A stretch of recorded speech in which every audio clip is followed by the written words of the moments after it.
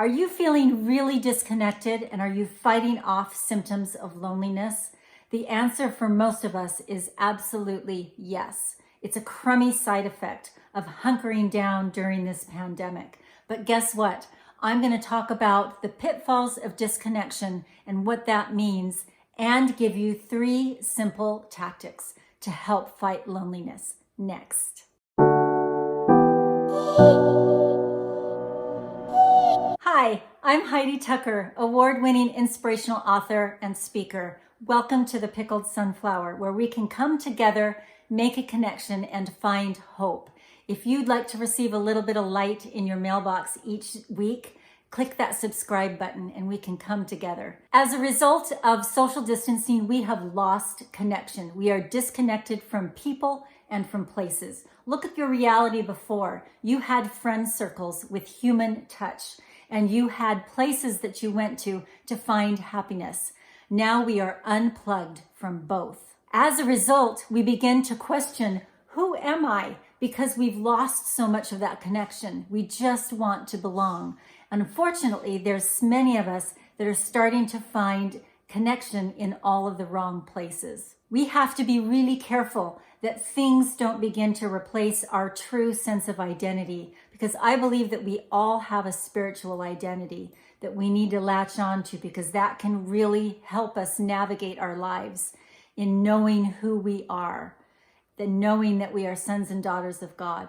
And so if we start to replace that with things, for example, many of us got really into politics this last fall with the election, and that's a good thing. We need to be informed and we need to be educated. I spent quite a bit of time really educating myself on both sides of the issues, and I felt that that was important. But as soon as your sense of identity becomes that you are who your party is and that that's your true identity, that's off into the weeds. We need to be really careful about that, right? Because you are bigger than that. You are bigger than one political party.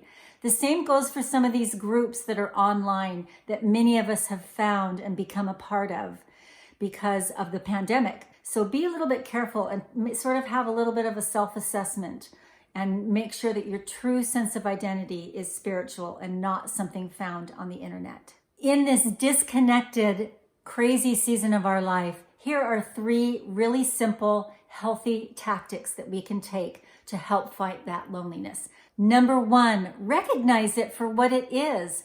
Don't beat yourself up. We are all suffering from this. This is a human reaction. So you are not alone in this by any stretch. You are a human with needs of connection. Number 2, be vulnerable with at least one other person, whether that's a family member or whether that's a friend. Really confide in them and tell them about some of your struggles with this feeling of loneliness. The benefits of confiding in someone else about this is, number 1, you're going to quickly discover that you're not alone, because they'll probably let you know what they're feeling as well. And number 2, releasing that emotion and verbalizing that can really make a difference emotionally. Number 3, be part of something that's greater than yourself. Social distancing does not mean emotional distancing.